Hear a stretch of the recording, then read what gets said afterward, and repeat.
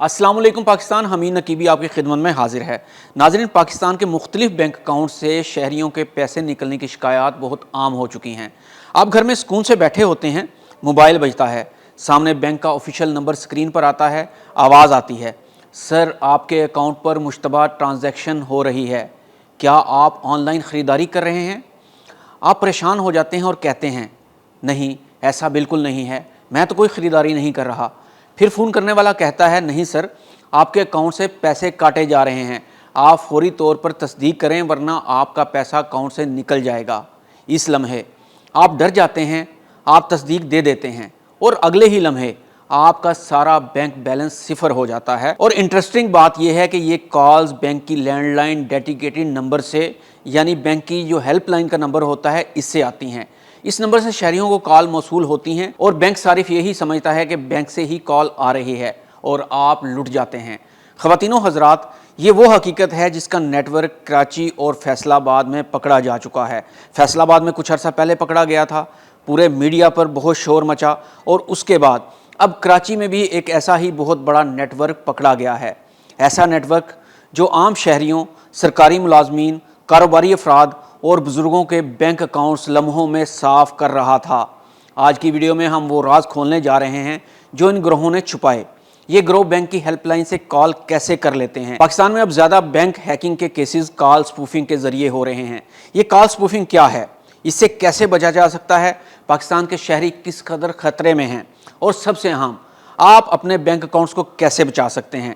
تو آئیے سب سے پہلے بات کرتے ہیں کراچی کی، جہاں سے ایک بہت بڑا نیٹ ورک پکڑا گیا ہے۔ ناظرین، یہ سب کھیل اس وقت بے نقاب ہوا جب national cyber crime investigation agency نے کراچی کے ڈی ایچ اے فیز 6 میں ایک لگژری اپارٹمنٹ پر چھاپا مارا۔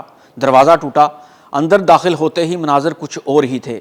11 ہائی پاور سی پی یوز، 13 سمارٹ فونز، ایک لیپ ٹاپ اور دیواروں پر لگے کال فلو چارٹس۔ یہ کوئی نارمل دفتر نہیں تھا، یہ بین الاقوامی ہیکنگ بینک اکاؤنٹس لیب تھی۔ گرفتار ہونے والوں میں شامل تھے ایلون، ملک نثار، شراز طارق، شہریار طارق، وائز۔ حکام کے مطابق یہ لوگ بیرون ملک اور اندرون ملک بینک اکاؤنٹس ہیک کرتے تھے۔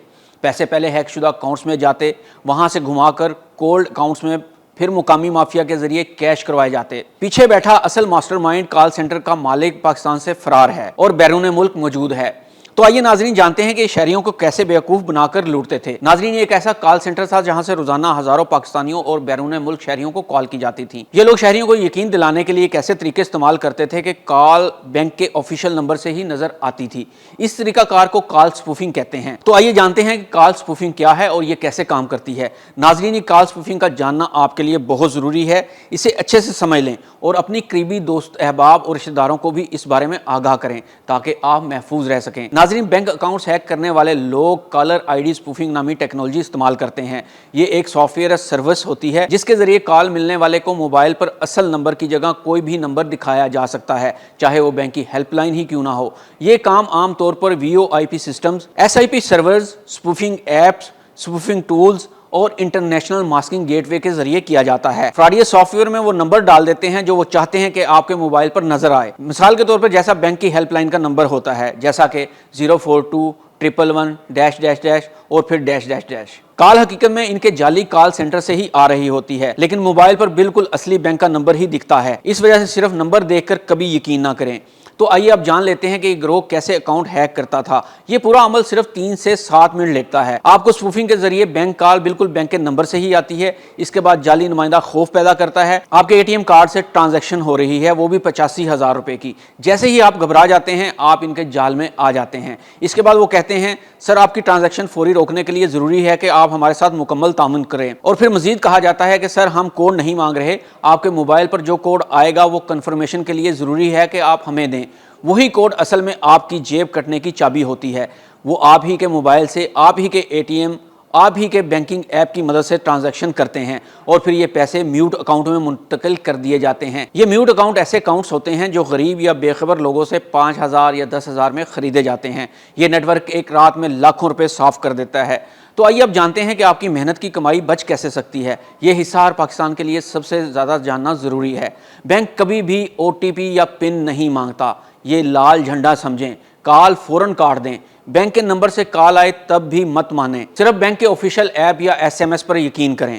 पैनिक कॉल्स हमेशा फ्रॉड होती हैं। याद रखें, बैंक्स कभी भी ये ड्रामा नहीं करते कि आपकी ट्रांजैक्शंस रोकी जा रही हैं। ये सिर्फ फ्रॉड का डायलॉग है। अपने बैंकिंग ऐप का पासवर्ड किसी के सामने ना लिखें। ये लोग व्हाट्सएप स्क्रीनशॉट्स भी मांगते हैं। ये सब फ्रॉड है। अपने मोबाइल को strong lock plus app lock जरूर लगाएं। अगर मोबाइल चोरी हो भी जाए तो अकाउंट महफूज रहेगा। एटीएम इस्तेमाल करते वक्त आसपास मौजूद मशकूक अफराद पर नजर रखें। अननोन लिंक्स और फेक बैंकिंग ऐप्स ना खोलें। नाज़रीन, पाकिस्तान में खामोश और डिजिटल जंग जारी है। कराची और फैसलाबाद के ये गिरोह महज 2 मिसालें हैं। पाकिस्तान भर में हर रोज सैकड़ों शहरी लुट रहे हैं, लाखों रुपए निकल रहे हैं और लोग बैंक वालों की कॉल समझकर अपनी जिंदगी भर की कमाई से हाथ धो रहे हैं।